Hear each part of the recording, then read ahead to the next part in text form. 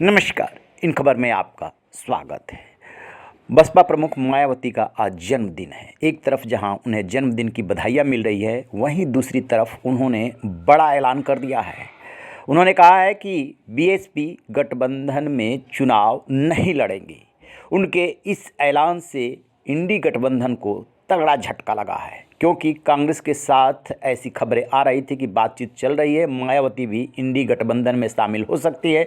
शुरू में समाजवादी पार्टी के प्रमुख अखिलेश यादव ने उनका विरोध किया था। 19 दिसंबर को जो बैठक हुई थी दिल्ली में, उसमें कांग्रेस से सीधे पूछा था कि क्या उनकी बसपा से कोई बातचीत चल रही है। उसके बाद उन्होंने अपना रुख थोड़ा नरम किया था। अखिलेश यादव ने अपने नेताओं विधायकों से साफ कहा था कि बसपा सुप्रीमो के खिलाफ कोई भी असम्मानजनक बयान नहीं देगा, वो हम सबसे बड़ी हैं, सम्मानित नेता हैं। इससे लगा कि अखिलेश भी बीएसपी से गठबंधन करने को राजी हो गए हैं। लेकिन अब बारी मायावती की थी, सो उन्होंने कर दिया है ऐलान। सुनिए वो क्या कह रही हैं। लोकसभा के आम चुनाव होने का भी समय बहुत कम ही रह गया है, और यदि इस चुनाव में पार्टी के लोग मेरे दिशा निर्देशों के मुताबिक चलकर व रात दिन कड़ी मेहनत करके अपनी पार्टी का बेहतर रिजल्ट ले आते हैं, तो फिर यही इनका इस वर्ष मेरे जन्मदिन का खास तोहफा भी होगा। वैसे मुझे पूरी उम्मीद है कि पार्टी के सभी लोग अपने तन मन धन की पूरी ऊर्जा, शक्ति, एकजुटता तथा आपसी भाईचारे के साथ मिलकर लोकसभा का ये आम चुनाव पूरी दमदारी के साथ ही लड़ेंगे और केंद्र की सत्ता में अपनी प्रभावी भागीदारी भी सुनिश्चित करेंगे। इसके साथ ही इस चुनाव को लेकर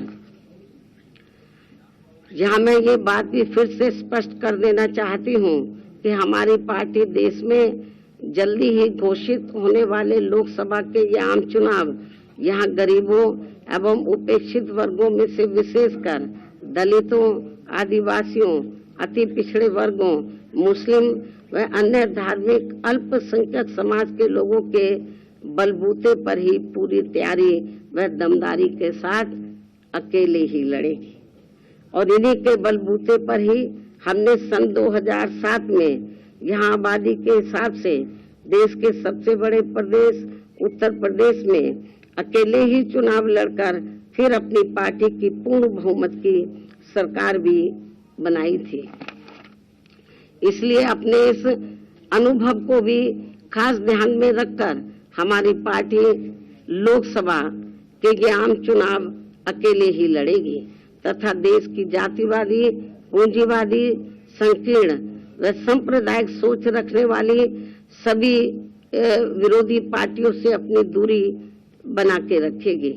अर्थात हमारी पार्टी यहाँ किसी भी गठबंधन व पार्टी के साथ मिलकर ये चुनाव नहीं लड़ेगी। आपको बता दें कि बीजेपी खास तौर से पीएम मोदी से लड़ने के लिए 28 दलों ने मिलकर के इंडी गठबंधन बनाया है। इसकी पहली बैठक 23 जून को पटना में हुई थी।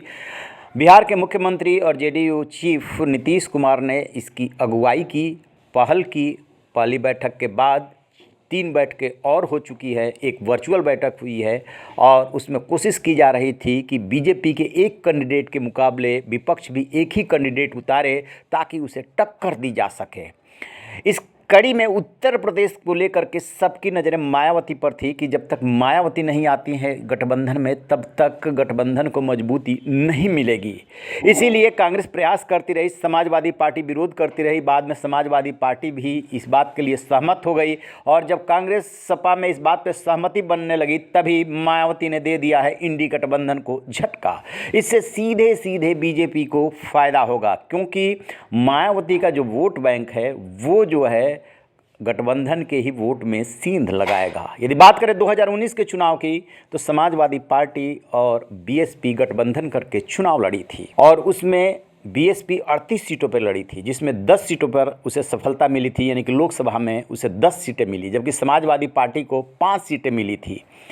और अब मायावती कह रही हैं कि वोट ट्रांसफ़र नहीं होता है, लिहाजा वो गठबंधन में नहीं जाएंगी, किसी के साथ समझौता नहीं करेंगी, अकेले चुनाव लड़ेंगी। साथ में उन्होंने ये भी ऐलान किया है कि वो संन्यास नहीं लेंगी, क्योंकि बीच बीच में ये भी अटकलें लग रही थी कि आकाश आनंद को अपना उत्तराधिकारी घोषित करने के बाद वो राजनीति से संन्यास ले सकती हैं, लेकिन उन्होंने तस्वीर एकदम साफ कर दी है।